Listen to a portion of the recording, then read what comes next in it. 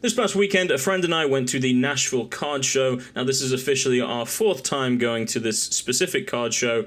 I actually made a video last year going over the fact that it was the first time I'd ever been to one. It was around July, around the same time. Now, I will say this year, I don't think it was planned quite as well as it could have been. Obviously, it was July 4th weekend this past weekend. It landed on a Thursday this year. If you're not American and don't understand that, it's Independence Day. And it's funny me saying that as a Brit, but it's Independence Day for Americans, and of course, if you didn't celebrate it on the Thursday, you probably were going to celebrate it on the Friday or the Saturday. So in general, in my opinion, there wasn't quite as much foot traffic as there probably should be during July. Of course, the kids are off school. If it's the weekend, most people are off work. But I really didn't see as many people walking around as I normally would. But that being said, we still managed to find some really cool cards. Obviously, a lot of the same vendors that always go to these shows were there. Got to meet up with them, talk with them, catch up with them, and obviously get some cool stuff. So I'm going to show you all the cards that I got, as well as my friend while we were there. Some pretty cool stuff, so I figured let's make another video going, just a little recap going over what all we got. So without further ado, let's get into it. Okay, so I think we'll start with the singles first. We'll leave the graded cards towards the end, but we're going to start off with some of the cards that my friend managed to get while he was at the show with me. We're going to start with his some of the vintage singles he found, and then we'll move into the modern on this stack. So we start off with episode 13, Mystery at the Lighthouse. This is, of course, the Dragonite one. A pretty popular card just because the Dragonite looks really cool in it. And this is episode 13 from the show. It's these TV animated edition Chrome cards for Pokemon. And then these next 3, I believe, are all Chrome cards as well. Let's just zoom in a bit here. So we'll start off with the Pharaoh Holo. Very, very cool. I like the holo pattern on this one. And then we have an Ekans next.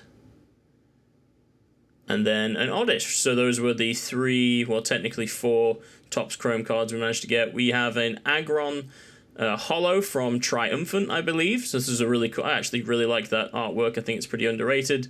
You've got a Ho-Ho GX Full Art into a Marowak Reverse Holo. So this was the first place card at a tournament, which is a pretty cool card. And then we've got a Charmeleon Shiny from Hidden Fates into a beautiful Kindra EX. I actually really like that full art. And then we've got the Mew VMAX, the Secret, I believe, from Fusion Strike. Nice black and gold cards. Those are pretty popular. The Gengar VMAX and a Deoxys V-Star, which I think there's a lot going on in that artwork, but it's pretty cool. And then he ended with getting a Charizard V-Star, which I just think is pretty indisputably a cool artwork. You've got Mewtwo and Charizard in there having a battle. I think it's pretty cool for one of the modern day cards. So moving on to, I think this will be the modern day cards that I managed to pick up for my PC. So of course, we've got Machamp, the Lost Origin stamp there. If you haven't seen my last video, I went over all the cards I'm collecting and binders and stuff like that. So these will all go into those binders.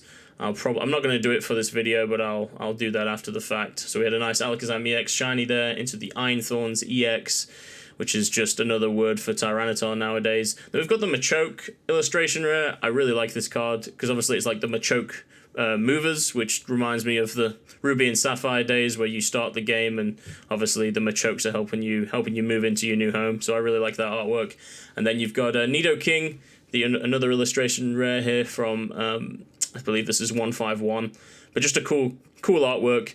Enthusiastic King, I like the name of that ability, so it's pretty cool. And then we have the illustration rare Steelix from Paradox Rift. I really, really love this artwork. I just love that they're using him as like a lift in the construction gig here. Very cool artwork. This one always caught my eye from that set. And then these last 2 I managed to get in trade, so I managed to get a Scizor EX and the Mega Scizor EX, which I just think together looks so dope. So I'm really excited that I managed to pick those up from trade. They're not in like the best condition from the back, but they'll look nice in the binder, so I was quite happy with the trade I managed to get there. So that adds a couple more cool cards to the Scizor collection, so I'm looking forward to putting those into the binder. Next up, we're going to have some of the vintage singles that I managed to find while I was there. I did get a pretty good deal on a lot of these, to be honest, because I know the vendors a bit better this time around, so managed to cut me some good deals. So Focus Band and Super Scoop Up, of course you can see a Magnemite and a Machop in those, so that's why I thought I'd collect those and add those to the binders. I love the Staryu, to be honest. That artwork just caught my eye, so that'll go into my favourite artworks binder. And so will this one, the Band Grimer that's up to no good, looking up girls' skirts. So this is obviously a banned card in English. They had to change the artwork for it because Grimer's doing something a little inappropriate. But still, nonetheless, a pretty cool card. We've got the Arcanine. So these are some of the Black Star promo cards that I managed to find while I was there for a pretty good price. The Mewtwo, of course. This is the newest set I'm collecting. I showed that in my last video, so these are going to go quite well in the binder here, fill up a couple pages, so I was happy to get all of those. Got a nice Pikachu, and then we got the Ho-Ho as well. So this isn't the New York City Center or the New York Center promo card, obviously, but it's still a pretty good find. Ho-Ho's probably one of the, not the harder ones to get, but it's still a pretty relatively expensive card out of those. And we've got the Ditto. I love this card. It's the Squirtle version. I had the Pikachu one, of course, in my artwork binder, so I was like, I've got to get the Squirtle one too, because it just looks very, very funny. And then we got the Giovanni's Gyarados in Japanese, and I'll tell you, this is a very clean card, to be honest. It only has that sort of white nick on the left-hand side here, but otherwise it's pretty bang on. But it looked really quite nice in the binder, of course. I actually managed to get it for $15 as well, so I think I got it for a pretty solid price, and obviously a big favorite of mine. This next card I managed to get from a friend actually while I was there at the show. This was something that when I brought up that I collect Fossil, he said, "Oh, you'll definitely want this." So he did manage to give it to me while I was there, and this is just a sun damaged Hypno. It's so cool to me. I mean, obviously it's like faded, the purple's faded. It is real. He had to like triple check and make sure that there was nothing wrong with it, but obviously it's a real card. It's just been left out in the sun a bit too long, and it's kind of the color has faded away on it. So just a pretty cool card. I'll happily add that into my Fossil collection, because I don't think there's that many Hypno errors, to be honest. So I'll really like that on the left hand side in my binder. So next we managed to get a Machamp. This is Machamp Prime, and this artwork caught my eye. I got it for about $10, so I got a couple dollars off here, but I really like this one. So as soon as I saw that, I had to grab it. It's clean as well, very clean hollow. Very little to no scratching. I don't even see any scratches on there from the light, and to be honest, it looks pretty good on the back as well, just a bit of whitening here and there. So very nice for a binder card, of course. And I think it's from Triumphant. I think it's from the same set that we just saw that Aggron in a couple minutes ago. So very cool card, and of course will fit quite nicely into my Machamp collection. And then we have the Gengar. So this is from that set with all the new gym leaders. This is the reverse foil, of course. I think these go for about $20 now. This is probably more of a moderately played, because there's quite a lot of scratching on the reverse foil, which is pretty common, to be honest, with the reverse foils. That's usually where you're going to find the scratching, but the artwork looks fine. There's no real scratches on the actual Gengar itself, which I really do like this card.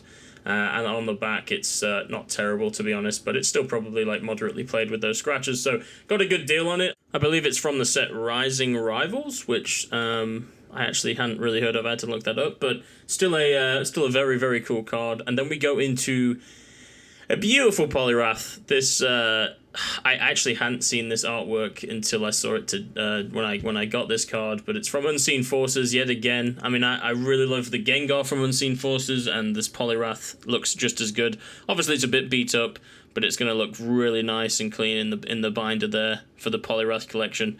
So I was quite happy with this one. Just look at the shimmer there. Really like the holo artwork on that one. So I was happy with that, and then we move into probably the best card I managed to get, which is the Magneton.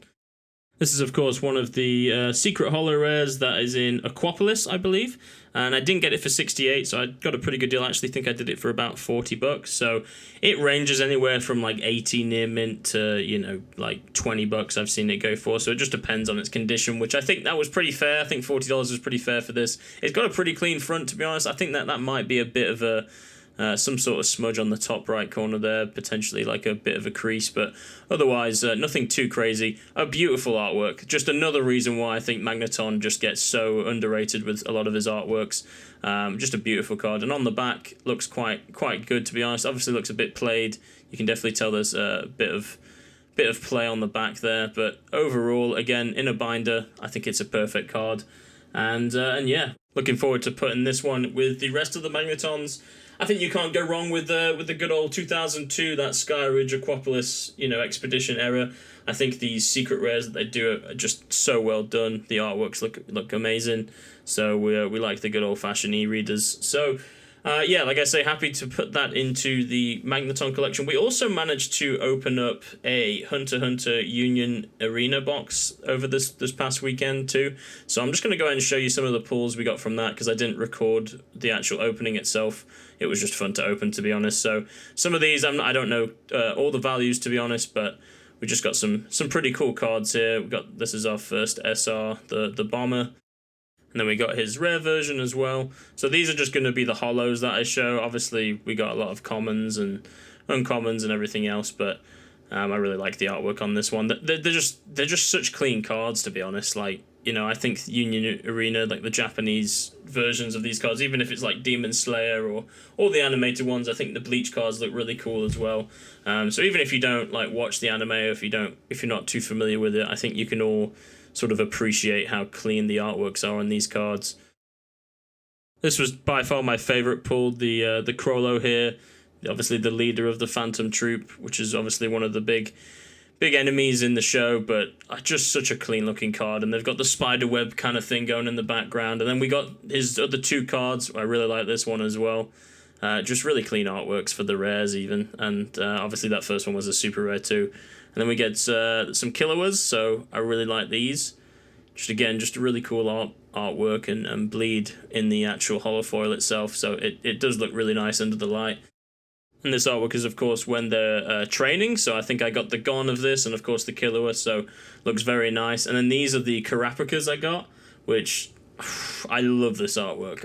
I mean, even if you don't understand what he's doing with the chains and everything, it just looks so dark, and it sort of matches.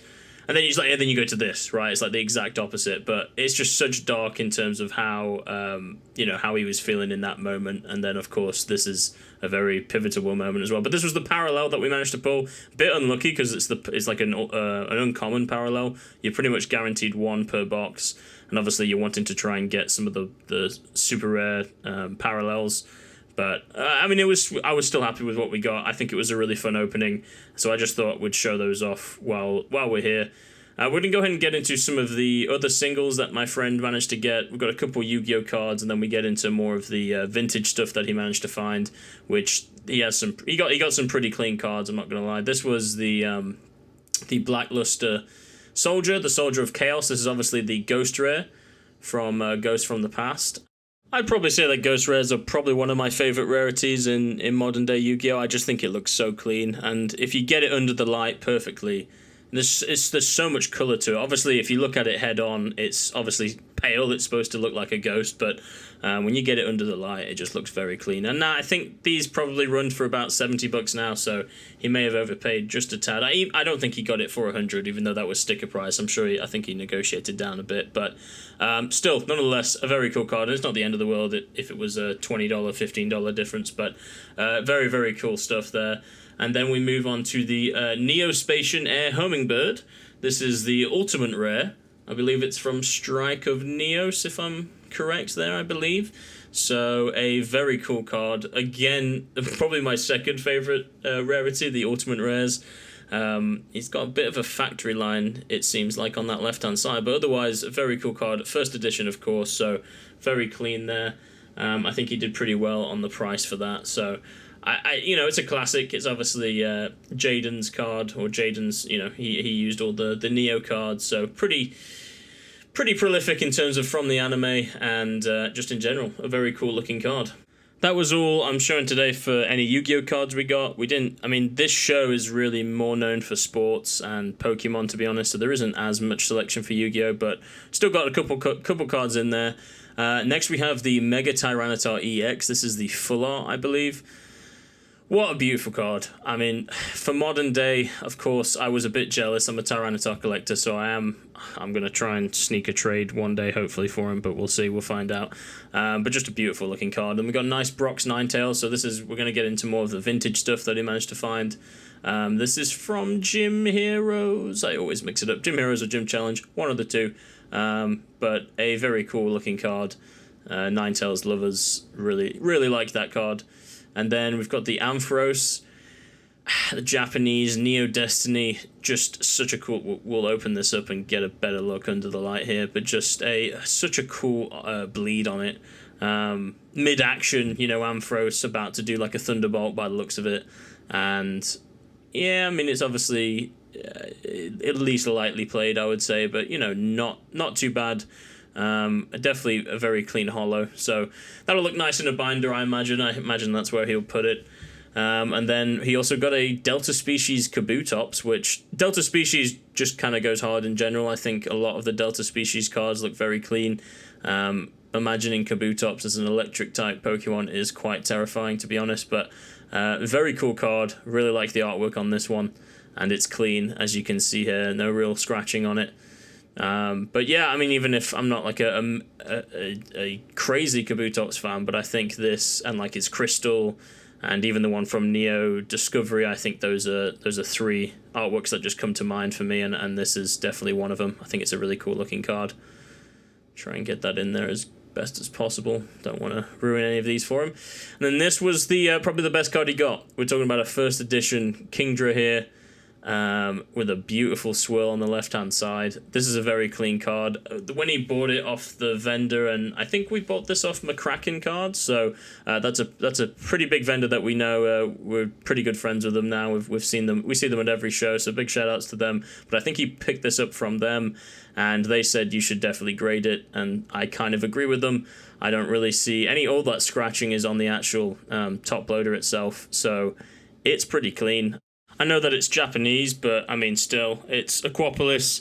It's very clean. It looks like it could maybe get a 9 or a 10. I would lean towards more a 10. I think the centering looked pretty good on the back, and of course, it doesn't. It seems almost perfect. So, not often that you see cards from Aquapolis or like 2002 generation looking that clean, to be honest. So he may grade it. If he does, I'll obviously let you know. I'll try and hunt him down and get a video of his return, or maybe we'll do one together and I can show off some of the graded cards that I send or whatever. We'll see. Let's move on now to the graded cards and the 2 theme decks that we have here. So my buddy does like to collect the theme decks. This is obviously base set 2. So this is Grass Chopper, and then we have the base set 2 Hot Water theme deck. So these are, of course, sealed. This is part of his sealed collection that he has, and I think it is pretty cool, to be honest. I do like these old school theme decks. We'll just kind of do a full rundown here, look on the front, back, on all the sides. But, of course, these are the pre-constructed theme decks. And this one is that both of these are from base set 2. This one has the Clefairy in the picture there, and just cool stuff. I mean, again, it's sealed. I don't have a crazy amount of vintage sealed, but I think if you were gonna do a vintage sealed and it wasn't booster boxes, I think theme decks are the next best thing. So pretty cool pickups there for him. I think he got a pretty good deal. I think these were about 100 a piece, maybe a bit more on the. I think the Grass Chopper one was a bit more expensive, to be honest, than this one. But yet again, the other base set 2, so Hot Water, and of course you've got the Poliwrath in there. So yeah, it looks like 60 cards, a Pokemon coin, damage counters, all of the same sort of things that you'd find in regular theme decks now. But of course these mean a little bit more because they're from the original, from the good old days, from base set 2. So yeah, I know that he was very happy to add those to his collection. I think he has quite a lot of theme decks now, so even if it was a couple $100, still a pretty cool pickup. So let's move on to the graded cards. We'll start with my graded cards. This first one is obviously a bit of a joke. I actually ended up trading this at the very end of trade night last night for a little Gengar that I had that I didn't really want anymore. But this was a pretty good one. This was the Dragonite V alternate art from Evolving Skies. I actually traded up to get this, so I traded a bunch of Poliwraths and some modern day graded cards that I couldn't really sell or didn't really want anymore, and managed to trade myself up to this beauty. So Obviously, it's a 9. It would be nice if it got a 10. I think they sell for around 160, 170, but this set fluctuates like crazy, so I don't mind taking the risk and maybe holding this for 200, and hopefully one day it gets back up there. But obviously, an extremely popular card. It's probably the second, maybe the third most popular card in Evolving Skies. So if you're a big Dragonite fan, I'm sure you'd like that. So pretty cool. Like I say, I was okay with getting it in a PSA 9 just because of what it was. And then, again, I was jealous with the Mega Tyranitar EX, and then I was extremely jealous when my friend picked this one up too. He got an insane deal for this too. I think it was about 120 bucks, which just doesn't make sense to me. It's a 9. This is Expedition. It's Japanese, but still, Tyranitar Holo. Ironically, in the video where I go over my collection, I was talking about how I really wanted to get this in a holo version, and of course he managed to find it and get it. So a bit jealous there, but happy nonetheless, because again, it's such a beautiful card. So these are of course the cards that my friend managed to get in grade. So he's a big Team Rocket collector, so he's trying to get a full first edition Team Rocket set in PSA 9s. So he got a couple actually. I think he got 3 in total towards his collection this trip, this go around. So a very nice pickup for him here. The Dark Gyarados in first edition PSA 9. A great looking card. Not one of my favorite artworks, but obviously Gyarados is in there, my top 10. So a very clean artwork, and I really like this Dark Alakazam managed to get as well. Of course, first edition Team Rocket. Very clean looking card. Do like the holo on this one. So yeah, he did pretty well there, to be honest. And he got a good deal. I think he did all 3, so the next card is a Team Rocket 9 as well. And I know sticker price was, 150, 175, and then this was 100, so, I think he was willing to spend probably 400 bucks altogether, but I think he got a pretty good deal and managed to get it all for like 350 or something, so... that's the thing about these vendors at these shows, guys. You've got to definitely, negotiate, and it never hurts to ask to try and get a deal and a lower price, because most of the time they'll just want the sale and to move it as quick as possible and take the cash while they can. So definitely keep that in mind and do that. And he got some pretty good pickups though. I've said before how much I love that Dark Dugtrio artwork. And I was happy with what I got with the Evolving Skies Dragonite. I will try and obviously move that as well. I'm not going to keep that for myself, but yeah, I guess if you're interested, let me know.